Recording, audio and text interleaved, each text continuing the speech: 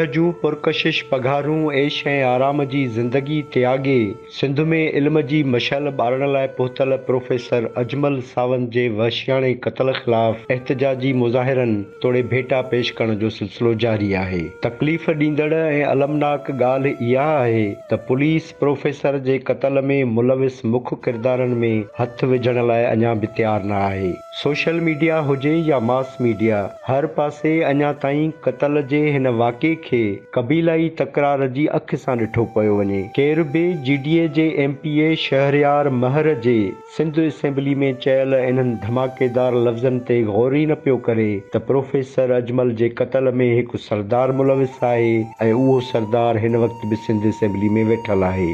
Sir, मेरी मौलवी साहब से गुजारिश है कि प्रोफेसर डॉक्टर अजमल सावंत का जो बेरहमाना तरीके से कत्ल हुआ है, उनके लिए दुआ की जाए कि अल्लाह ताला उनकी शहादत का रुतबा दें और उनके कातलों को सख्त से सज़ा मिले। उनके कातलों में एक सरदार साहब जो शामिल हैं, जो इस ऑगस्ट हाउस के भी मेंबर हैं, उनके खिलाफ भी एक्शन होना चाहिए। प्रोफेसर अजमल जे क़त्ल में कहिड़ो सरदार मुलविस आहे ऐं उन जे ॻिचीअ में पुलिस जा हथ अञा छो न पिया आहिनि? इन सवाल जो जवाब IG सिंध ऐं वॾे वज़ीर मुराद अली शाह खे ॾियणो पवंदो। अजमल सावंत जो उहो यादगार लेक्चर नौजवाननि खां विसरे ई नथो, जंहिंमें उन चयो हो त मूंखे फ्रांस में अंग्रेज़नि खे फ्रेंच सेखारण लाइ हिकु लेक्चर जा 30,000 रुपया मिली रहिया हुआ, पर मूं चयो त न, मूंखे पंहिंजे सिंध वासियुनि खे पढ़ाइणो आहे, इन करे सिंध मोटी आयुसि। क्या है, कोई नहीं पूछता आप पोजीशन लेकर आए हो, नहीं, हम मीडियाकर स्टूडेंट थे, पेरिस पहुंच गए स्कॉलरशिप पे। अंग्रेजों को पढ़ाता हूँ मैं फ्रेंच में, इसी कपड़ों में, इसी गोबर में, इसी भैंसों से आता हूँ। 1 घंटे के 30,000 रुपए पाकिस्तानी देते हैं मुझे सिर्फ बात करने के, ये जो बात कर रहा हूँ। फिर भी करता है, नहीं यार मैं ये क्लास नहीं पढ़ा रहा, मैं आसिफ के पास जा रहा हूँ, कोई और देख लो, मैं अपनों को पढ़ाऊंगा। प्रोफेसर अजमल जी सोशल मीडिया ते वायरल थियल हिकु ऑडियो ॿुधाए थी त हू ज़िंदगीअ जे हुस्नाकिन सां प्यार कंदड़ केॾो न बेखौफ़ ऐं दिलेर मुड़ुस हो। पंहिंजे दोस्त सां फ़ोन ते ॻाल्हाईंदे हू चई रहियो हो त यार, जॾहिं माण्हू इश्क में हूंदो आहे त पोइ छाजो ख़ौफ़। बस दुआ कर जंहिं रस्ते ते मूंखे हलाए थो न, सम्झे, बस मौला ॿुधाइण न खपे।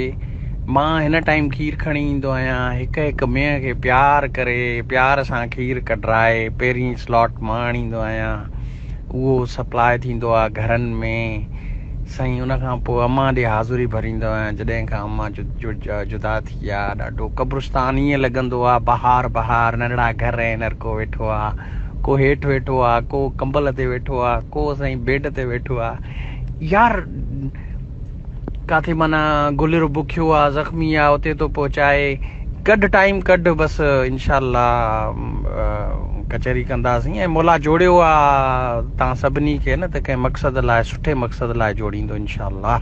वाह, तूने दीवाना बनाया तो मैं दीवाना बना। वरी उहो ज़िंदगी जो मज़ो पंहिंजो अथई, तव्हां बेखौफ़ इश्क में, हिकिड़े कनेक्शन में सॼी राति शहर में झंग में घुमंदा आहियो, सम्झे। तव्हांखे फीलिंग्स अहिड़ियूं हूंदियूं आहिनि, अड़े यार को नादान अची वियो, चवंदो आहे बा छा खपे, गाॾी न, हीअ वटि गाॾी, हीअ वटि मोबाइल, 2-3 चंबा ऐं खयूं वियो, बस वरी मोटाईंदो।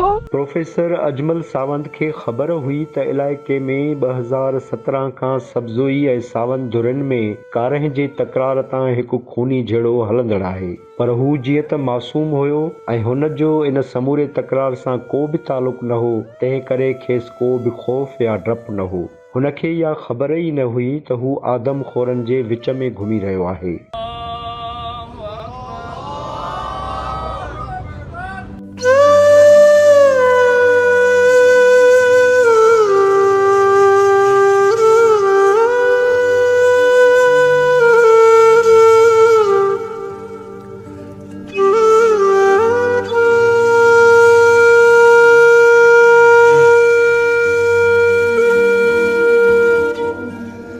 हिकु शख़्स जेको परॾीह मां पंहिंजे देश वासियुनि लाइ मुहबतुनि ऐं इल्म जे अमुल मौतुनि जा झोल भरे पहुतो हुयो, उन खे हिन आदमखोर समाज खाई छॾियो। पुलिस हिन हाई प्रोफाइल केस में अञा ताईं कुझु जवाबदारनि जा घर ड्राइण ऐं कुझु शकी माण्हुनि जी ॿध छोड़ खां सवाइ ॿियो कुझु बि न करे सघी आहे।